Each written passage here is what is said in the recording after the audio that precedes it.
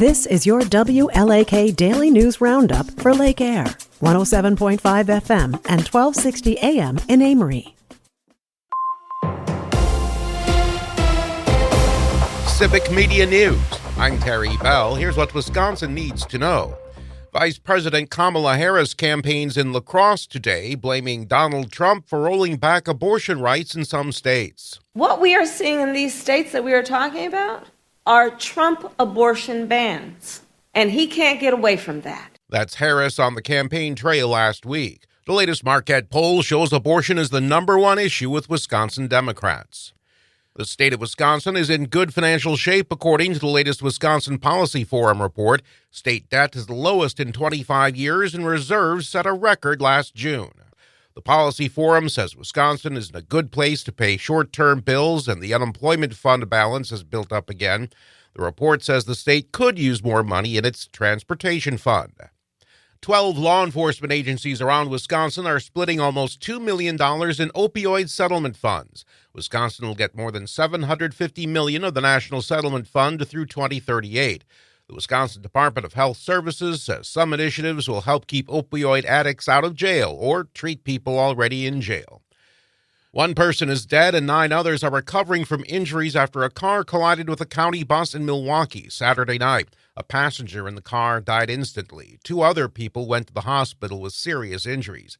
7 people on the bus were hurt, but not badly. Last we knew, Milwaukee police were looking at charging the driver of the car. Today is Earth Day. The theme for the day is Planet versus Plastic.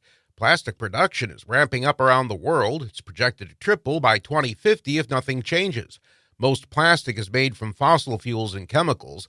This week, thousands of negotiators representing most of the world's nations gather in Ottawa, Canada, to work out a treaty to try to reduce plastic pollution. North America might be in for another smoky summer. Dr. Bruce Snyder is with the Health Professionals for a Healthy Climate.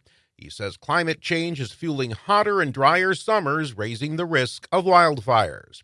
And when that happens, people have more respiratory disease, people have chronic lung disease, tend to get sicker. So there's a lot of downstream consequences. And insects that carry disease thrive in warmer weather. I'm Terry Bell, Civic Media News. Now here's what you need to know closer to home. For WLAK News, I'm James Kelly. A Super One Foods in Duluth suffered serious damage when a man intentionally drove through the main entrance on Saturday. According to the Duluth Police Department, a 48-year-old man was arrested after driving through the entrance to the West Duluth grocery store on Saturday morning. The man, who was an employee at the store, was allegedly having a mental health crisis. He was taken to a local hospital for evaluation before his arrest, and another employee suffered minor injuries. Authorities did not release the man's name. The Office of School Safety and the Department of Justice is offering training for schools across Wisconsin. The trainings are designed to help schools, communities, and law enforcement agencies understand behavioral and threat assessment management in hopes that the training may help them identify a potential threat before tragedy strikes. So far, there are 11 training sessions scheduled through the department. Chippewa Falls High School is among those, scheduled to undergo its training session in June. Arrest warrants have been issued for 3 people in relation to the fatal stabbing in downtown Duluth on April 12th. According to the Duluth Police Department, authorities are searching for 26-year-old Darius Plummer, the man accused of killing 25-year-old Chantel Moose, as well as 2 men who allegedly fired guns towards Plummer following the incident. Court documents allege Moose and Plummer had gotten into an altercation at a popular bar before it became physical, and the 2 other men became involved. Construction on I-35 near the Atkinson Bridge in Carleton County begins this week, creating some changes on the road for drivers. The northbound lane of I-35 will be closed to install new guardrail supports, which the Minnesota Department of Transportation says should take about a week to complete. Beginning in May, the highway will switch to single lanes in both directions for the remainder of the project. Officials expect to complete the construction sometime in September on the over $4 million renovation. A number of downtown Duluth businesses will be offering special deals in an effort to get residents downtown next week. About 30 businesses are signed up to participate in the city's Get Downtown Week, which will run from Monday through Saturday next week. Some of the deals include buy one, get one offerings, special menu deals at restaurants, a discount at the Great Lakes Aquarium, and retail discounts. A full list of participating businesses and the deals they're offering can be found on the Downtown Duluth website.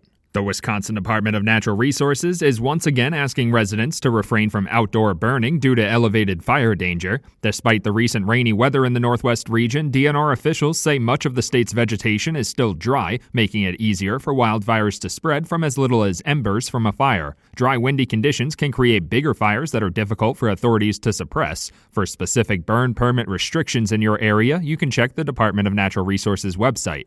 Union members rallied outside the construction site of Eris Apartments in Duluth on Thursday, protesting what they say are unfair wages and benefits for the workers on the housing project. According to a Northern News Now report, the owners of the Duluth Heights neighborhood project hired a subcontractor called Ultimate Drywall to work on the project, which union members allege is underpaying its employees compared to Duluth union standards. Work on the project continued amid the union protest outside the site.